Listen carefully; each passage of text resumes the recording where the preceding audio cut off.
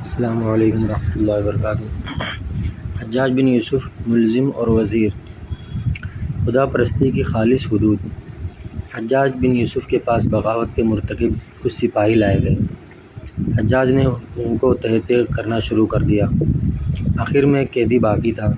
جب مغرب کی اذان شروع ہو گئی، اس نے فاتح خراسان، افغانستان و ترکستان قتیبہ بن مسلم سے کہا، بیٹا نماز کا وقت ہو گیا ہے، اس لیے عدالت بند کرو اور اس قیدی کو اپنے گھر لے جاؤ۔ صبح ساتھ لیتے آنا، اس کا کام صبح کریں گے۔ ممکن ہے پہلے وہ ملزم کو چارج شیٹ پڑھ کے سناتے ہوں، پھر اسے آرگومنٹ کرنے کا موقع دیتے ہوں، اس لیے اس کا فیصلہ مؤخر کر دیا گیا ہو، ورنہ 500-700 بندے نمٹانا حجاج کے لیے تو محض گھنٹے بھر کا ہی بھی کام نہیں تھا۔ یہ دونوں وہاں سے نکلے تو ملزم نے کہا، جناب میرے پاس کچھ لوگوں کی امانتیں پڑی ہیں اور کچھ حساب کتاب میں اپنے اہل خانہ کو سمجھانا چاہتا ہوں تاکہ میرے بعد ان کی زندگی آسانی سے کٹ جائے۔ اس لیے میں خدا کو کفیل بنا کے گزارش کرتا ہوں کہ مجھے صبح تک گھر جانے کی مہلت دے دے تاکہ حقداروں کے حقوق ان تک پہنچا دوں، اور بنام خدا میرا اعتبار کیجیے کہ صبح ہونے تک میں واپس پہنچ جاؤں گا۔ قتیبہ بن مسلم نے کہا، ایسا کیسے ہو سکتا ہے؟ کیا تجھے حجاج کے غصے کا نہیں پتہ؟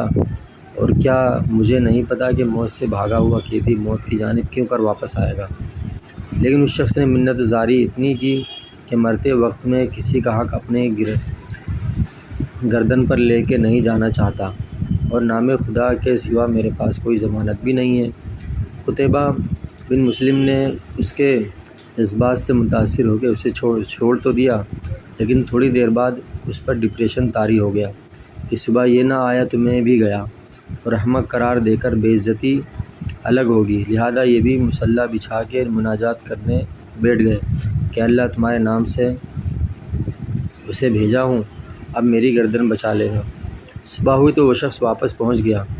قتیبہ بن مسلم صاحب اسے لے کر حجاج کی عدالت میں پہنچے اور اسے بتایا کہ کارروائی شروع کرنے سے پہلے رات کا یہ واقعہ سن لے۔ حجاج نے واقعہ سن کے تھوڑی دیر غور کیا، پھر کہنے لگا، چلو یہ شخص میں تجھے سونپ دیتا ہوں، چاہو تو غلام کے طور پر رکھ لو، چاہو تو بیچ دو، اور چاہے تو مار دو۔ باہر نکل کے قتیبہ نے کہا، جا بھائی جی لے اپنی زندگی، میری طرف سے تو آزاد ہے۔ یہ سن کر وہ شخص سجدے میں گر گیا اور روتے ہوئے خوب مناجات کی، اور پھر اٹھا اور شکر کا کلمہ پڑھتے ہوئے چلا گیا۔ قتیبہ بن مسلم کہتے ہیں، مجھے بڑا دکھ ہوا کہ یہ کیسا بندہ ہے، اس نے جاتے ہوئے شکریہ تو کیا کہنا تھا، سلام بھی نہیں لیا۔ سلام کیا کہنا تھا، اس نے تو میری طرف دیکھا بھی نہیں۔ بہرحال شام تک میں یہ بات بھول گیا، لیکن صبح ہوئی تو وہ شخص میرے گھر پہ پہنچ گیا۔